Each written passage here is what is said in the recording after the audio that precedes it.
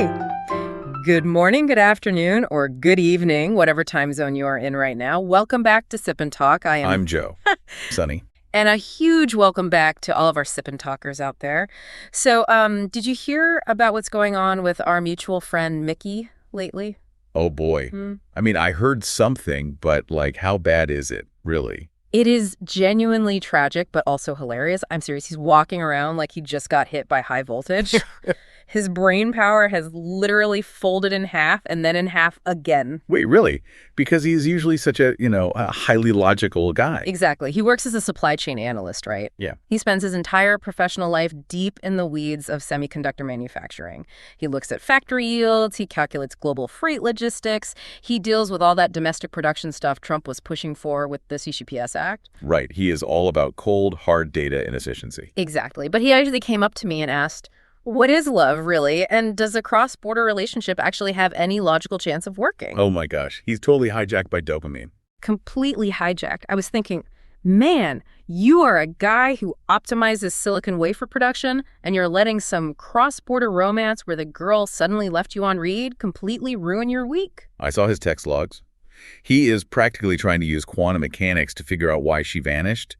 He's analyzing text message timestamps, wondering if, like, a single misplaced emoji collapsed the entire wave function of their relationship. He's agonizing over variables that might not even exist. So I figured to cure a highly analytical mind of this sudden romantic fever, we can't just offer him vague, poetic advice. Right, telling him that there are plenty of fish in the sea is just going to annoy him. Exactly. We have to speak his language. So today on Sip and Talk, we are ripping off the romantic filters entirely. I love it. We are going full hard logic today. We are. We're going to use economic models, probabilities, and behavioral psychology to dissect the brutal reality of digital dating, long-distance relationships, and the ultimate modern mystery why people and things just simply disappear. Which is exactly where we need to start for Mickey's situation. Because before we even try to solve the mystery of this disappearing act he experienced, we have to look at the sheer, brutal mathematical odds he was up against. Right, the cross-border connection? Yeah. When you analyze romance through the lens of basic economics, you realize that the relationship maintenance costs are, well, they're radically different depending on geography. Let's actually map out those logistics, because when you look at it like a supply chain, the disparity is wild. Oh, totally. Like, if you're pursuing someone in your own neighborhood, the maintenance cost is practically zero. You want to see them. It takes 30 minutes of driving, maybe a little spontaneous scheduling, and, the cost of 2 lattes. Right. Very low friction. But if you're dating someone across the country, the friction spikes. Now you're dealing with a few hours of travel, navigating weekend schedules, and maybe spending a few $100s on domestic flights. But a cross-border dynamic, let's say communicating from Taiwan to Japan or the U.S. to Europe, the friction is astronomical. It's an entirely different lead. Exactly. It requires anywhere from a 3 to an 18-hour flight. It demands massive capital expenditure. You're booking international hotels, navigating time zones that totally wreck your circadian rhythm, and you have to formally request paid leave from work. You're not dating anymore. You're a logistics coordinator. You're managing a complex international operation. But wait, I have to push back on that premise a little bit, because if the physical and financial friction is so prohibitively high, why does my social media feed make it look like everyone is effortlessly pulling off these international fairy tales? Oh, the Instagram couples. Yeah. You open the app and it's just an endless stream of couples tearfully reuniting at airport arrival gates or posing in front of the Eiffel Tower. Like, does distance not actually kill intimacy? What you are experiencing right there is one of the most powerful psychological illusions we face today. Survivorship bias. Ah, right. The ones who survived the filter. Exactly. Our brains are wired to assess the probability of something based on how easily we can recall examples of it. And social media just weaponizes this. So what's the actual underlying math look like? Okay, think about it like this. Out of 1,000 cross-border pairs that start chatting online, probably 900 of them will just naturally evaporate within the first month. Just from the sheer logistical friction we talked about. Right. And out of the remaining 100, maybe 5 actually make it to a physical meeting. Yeah. And perhaps 1 out of those actually gets married or makes a long-term commitment. So the algorithm is literally only serving me the victorious 1%. Precisely. Social media platforms heavily reward high emotion, visually compelling content like that airport reunion. You are seeing the one couple that conquered the odds. Well, I'm completely blind to the failures. Yeah, you fundamentally cannot see the 995 abandoned chat logs, the ghosted messages, the faded connections. It creates a total distortion of reality. That reframes things completely. But for that tiny percentage of couples who do survive and decide to meet up internationally, does the massive financial cost change the psychology of the relationship? I would think the stress would ruin the romance. Interestingly, it does the exact opposite. And it's due to another psychological mechanism, the sunk cost fallacy. But it's actually operating in a strangely positive way here. Wait, really? Sunk cost is usually a bad thing. Usually, yeah. But because the cost of securing that physical meeting is so incredibly high, both parties implicitly agree to heavily elevate the quality of the interaction. Oh, I see where you're going. Like, if you live down the street from someone, the stakes for a random Tuesday night dinner are virtually zero. Exactly. If you're tired or you had a bad day at work, it's totally acceptable to send a text saying, hey, I'm exhausted, let's take a rain check. Because the replacement cost of another date is so low, you can afford to have a mediocre night. But you do not cancel a transatlantic trip just because you're feeling a bit low energy. Right. You don't just say, it may be next week, when you flew 14 hours. Right. When these couples finally bridge the gap and spend, say, 14 straight days together, they enter a state of intense psychological hyperfocus. They curate their best moods. They ignore minor annoyances, and they cherish every single minute because the clock is loudly ticking in the background. But that hyperfocus, I mean, it's a vacation mindset, isn't it? It feels like you couldn't possibly sustain that level of intensity without burning out once real life hits. You can't. And that brings us to the ultimate rule of these high-friction dynamics, the end game requirement. The finish line. Exactly. A successful long-distance relationship is essentially a marathon, but you cannot run a marathon if you don't know where the finish line is. Humans can tolerate immense amounts of distance, but what we cannot tolerate is ambiguity. So without a highly concrete, pragmatic plan regarding who is relocating or whose career is taking priority, the relationship's survival rate drops to near zero. Almost absolute zero. The thing about Mickey, though, is that he didn't even get to the airport terminal stage. He didn't have an endgame problem. He had a starting line problem. He vanished at the top of the funnel. Right. He basically evaporated at the very beginning. And this brings up a crucial point. If physical distance isn't what kills most of these connections right out of the gate, what actually does? We have to look at the brutal reality of the digital matchmaking funnel. We tend to view dating apps through a romantic lens, but functionally, they operate like a ruthless attrition engine. It's effectively a 1,000-to-1 funnel. It really is. Let's unpack the mechanics of that, because it isn't just about the numbers, it's about why human beings drop off so rapidly. Imagine you start with 1,000 mutual matches on a given platform. Which is a huge number. It is, but the data suggests that roughly 90% of those matches will vanish within 3 days without a single meaningful exchange. And the reason isn't necessarily rejection, right? Right. It's cognitive overload. Totally. The human brain evolved to evaluate meets in small tribal communities, not to process an infinite scrolling roster of 1,000 faces. We get overwhelmed, we procrastinate, and the matches just expire. So now you are down to 100 active conversations. And this is where the secondary filters kick in. The conversational filters. Yeah. You start exchanging messages, and the sheer lack of context strips away the nuance of human interaction. A differing political view, a weird music preference, or even a slightly offbeat joke just becomes a sterile data point. Mismatched values or simple boredom eliminates 70 of those 100 very quickly. Leaving you with 30, and then the friction of daily life intervenes. Right? A heavy week at work or shifting priorities leaves you with 10. Geographic distance knocks that down to maybe 3 people you realistically could meet. And out of those original 1,000 faces you swiped on, perhaps only one survives the gauntlet to become an actual real-world meeting. It's just wild. Yeah. But this mathematical reality introduces a concept we really have to deeply internalize, which is natural attrition. This is so important. Because our fundamental mistake is treating the digital landscape like a cozy, intimate cafe. We assume that if we sit down to have a digital coffee with someone and they suddenly get up and leave the table, it must be because of a direct causality. We assume we said the wrong thing, or our outfit was weird, or we offended them. But the app isn't a cafe at all. It is a chaotic, overwhelmingly crowded train station. Exactly. People are constantly entering and exiting your specific platform for reasons that have absolutely zero relation to your existence. They might have just gotten back with an ex. Or they received a promotion and their workload doubled overnight.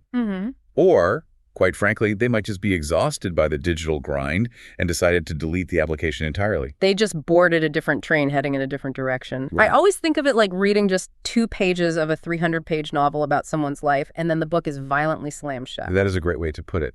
But the problem is, the human brain absolutely despises a lack of causality. From an evolutionary standpoint, we are pattern recognition machines. We survived in the wild by understanding that a rustling bush meant a predator was coming. Every effect must have a cause. Exactly. So when someone suddenly vanishes, our brain treats those 2 pages of chat logs like a crime scene. Oh, Mickey to a T. We obsessively reread that 2% of data, desperately looking for the rustling bush. We convince ourselves we used the wrong punctuation, completely ignoring the 98% of variables in their life that we have zero visibility into and zero control over. And this desperate need to control the variables and guarantee an outcome leads directly to what I call the 2-stage optimization problem. The 2-stage filter. Yes. Because we know the funnel is ruthless, we try to engineer our way through it. But the irony is, the exact tactics you use to win the online game can virtually guarantee your failure in the offline game. I want to dig into this because it explains so much about modern dating fatigue. You're saying we are essentially trying to pass 2 completely different sets of filters that require opposite skill sets. Yes, we are dealing with asymmetrical filters. Let's look at the first stage, the online filter. This environment heavily magnifies superficial, easily packaged traits. Like having heavily edited photos. Right, or spending 3 hours crafting the perfect, witty response to a text message, portraying yourself as endlessly charming and emotionally detached. You are optimizing for a 2-dimensional algorithm. But then you meet in person, and the criteria completely flip. They really do. The offline filter doesn't care about your text rhythm. It magnifies deep, unfakeable, biological and psychological traits. In a physical environment, the human nervous system is assessing your real-world aura. It's picking up on micro-expressions, body language, emotional regulation. How do you handle it when the restaurant loses your reservation? How politely do you treat the waiter? You cannot apply a digital filter to your nervous system's response to stress. You really can't. So it's almost like a trap. If you optimize 100% for the online stage, let's say you become the ultimate photo curator and digital copywriter, you are essentially building a physical and emotional debt that you cannot pay back when you finally meet. You create a baseline of expectation that your 3-dimensional self simply cannot fulfill. And the conversion rate from online chemistry to real-world chemistry just plummets because the drop-off in reality is too severe. Which is why the most statistically sound strategy for a long-term connection is often someone who scores only moderately in the online stage. The average profile. Yeah, maybe their photos are unedited and just average. Maybe their bio is straightforward. But because they haven't overpromised, they have the capacity to genuinely excel offline. They leave room for positive surprise. They prove that their real-world presence is infinitely more compelling than their digital footprint. Exactly. But if we zoom out from the dating apps for a second, Mickey's situation, this hyper-analyzing, this optimizing, and this sudden vanishing, it feels like a profound symptom of a much larger global shift. It really does. It's not just about dating. Right. It feels like it is bleeding into how we operate as a society. You are touching on a widespread phenomenon of digital loneliness.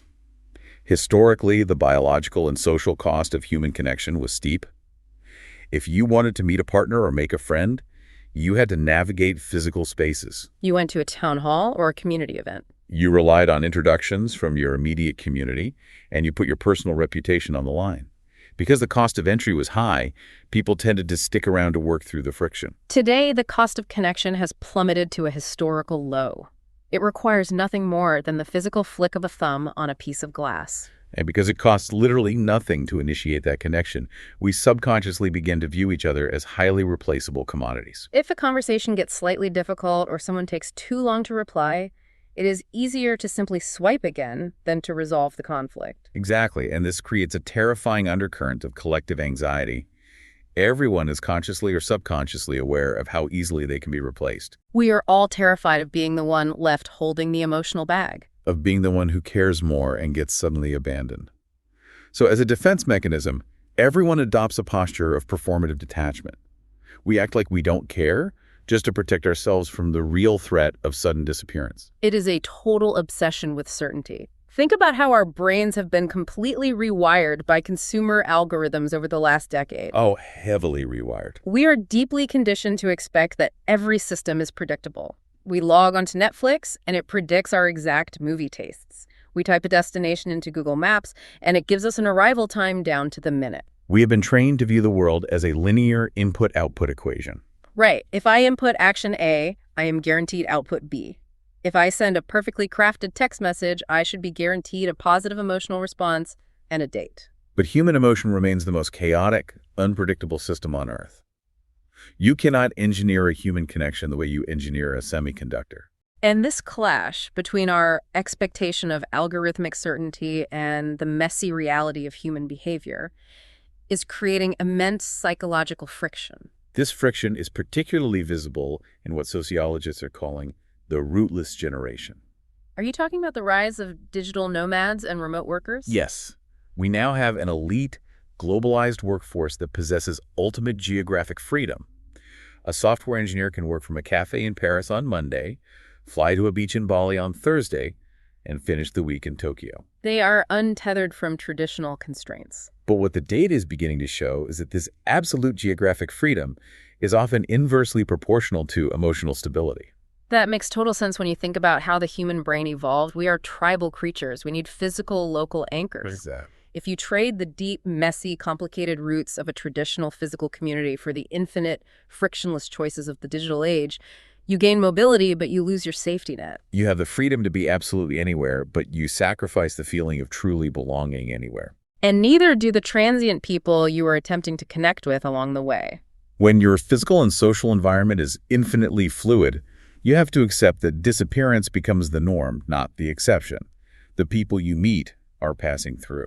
Which brings us to the absurd, almost comical reality of being an adult today. Because the algorithm hasn't just rewired how we view romantic partners. This terrifying disappearing act is bleeding into how we process physical reality itself. It honestly is the defining theme of modern life. We are constantly surrounded by everyday evaporations. It is true. The universe operates as a giant machine of natural attrition, completely indifferent to our plans. Let's look at disappearing passion. Everyone listening knows exactly what this feels like. It is 2 a.m. on a Tuesday, you are slightly sleep-deprived, and you fall into an online shopping rabbit hole. We've all been there. You find this incredibly avant-garde, highly impractical outfit. You add it to your cart, and in that specific moment, your brain releases a massive hit of dopamine. You convince yourself you are buying into an entirely new, cosmopolitan lifestyle. You're going to be the kind of person who wears this to art galleries. But then the logistics of reality take over. 3 days later, a cardboard box arrives on your porch. You open it up, and the passion has completely evaporated. The dopamine wave has crashed. You put the outfit on in the cold light of your bedroom, and you realize you don't look like a cosmopolitan artist. You look like an octopus trapped in a raincoat. The feeling vanished without any logical cause. Or consider disappearing environments. Think back to a college graduation. You have a group of friends who have spent 4 years practically living on top of each other. Everyone is crying, tearfully swearing blood oaths that they will meet up every single weekend. But fast forward 6 months. The physical distance kicks in, the friction of new jobs takes over, and suddenly the deepest interaction you have with someone who used to know all your secrets is casually double-tapping a photo they posted. No one had a fight, no one did anything wrong, the environment simply disappeared. And we cannot talk about modern evaporations without mentioning disappearing objects. Oh, this is the eternal, unsolved mystery of our generation. Where exactly does the left Bluetooth earbud go? Or umbrellas. What black hole is swallowing all the lighters and lip balms? You can place an item directly on your desk, turn your head to look out the window for 3 seconds, and when you look back, the object has slipped into a parallel dimension. It is just a gentle reminder from the universe that we are never fully in control, which extends perfectly to disappearing plans. Oh, absolutely. You can spend 2 entire years meticulously planning a vacation. You optimize the flight paths, you build color-coded spreadsheets, you secure non-refundable reservations at Michelin-starred restaurants. And 24 hours before your flight takes off, a massive typhoon hits the coast and the entire structure collapses. Or on a smaller scale, you treat yourself to a massively expensive bottle of single malt whiskey. You carefully set it on the kitchen counter, Turn your back to grab a glass, and your cat locks eyes with you and casually bats it right off the edge onto the tile floor. The cat is the ultimate biological agent of chaos. But that is exactly the point we are driving at. We spend so much of our cognitive energy desperately trying to control the variables. We really do. We try to predict the outcomes of a cross-border text exchange or the trajectory of a vacation, but the reality is beautifully, frustratingly indifferent to our optimization. If we synthesize everything we have explored today on Sip and Talk, from the brutal economics of romance to the digital funnels to the rootless nature of modern mobility, the core truth is this. Disappearance is the default setting. Yes. In a highly fluid, frictionless world, natural attrition is going to happen to your matches, your plans, and your favorite objects. Surviving the funnel is a statistical anomaly. It is a literal miracle. We have to stop treating our lives like crime scenes, acting as detectives searching for blame every time something doesn't work out. We have to accept that we simply do not control the vast majority of the variables. So to you, the listener, here is our ultimate takeaway from this conversation. Instead of agonizing over what evaporates, redirect that energy to celebrate what stays. Yes, exactly. If you have a friend who willingly listens to your 3-hour dopamine-hijacked rants about a ghosted text message without blocking your number, cherish them, that is a miracle. If your right wireless earbud has magically survived 2 years of subway commutes without getting lost, treat it like gold. In an era where algorithms, friction, and distance are perfectly designed to make things transient, holding on to the things and the people that manage to stay is the absolute highest form of modern love. It is a profound shift in perspective. And just as a quick note for everyone listening, we want to be clear that today's Sip and Talk objectively explored human behavioral trends and international social phenomena. We're committed to independent thinking, and no countries, groups, or demographics were criticized here. And definitely any talk of costs and investments was purely an analogy, not actual financial advice. No, please don't take financial advice from us about your dating life. Exactly. And speaking of things we hope stick around, we want to call out our buddy Mickey. Despite his current battles with natural attrition, he is putting some incredible energy out into the world. His YouTube channel, Mickey to Life, is fantastic. He just uploaded some brand new travel vlogs that are absolutely worth your time. They really are, so be sure to go check those out and leave him a supportive comment. It is definitely a better use of his time than analyzing text timestamps. Without a doubt. And make sure you hit that subscribe button for the Sip and Talk podcast so you never miss an episode with us. Yes, please subscribe. So as we wrap up today's deep dive into the mechanics of connection and disappearance, we want to leave you with one final lingering thought to chew on as you go about your week. If you knew for an absolute fact that your favorite daily routine, your most trusted physical object, or your closest human connection was subject to the ruthless natural attrition of life tomorrow, what is the one specific thing you would do differently with them today? Something we all need to consider. See you next time.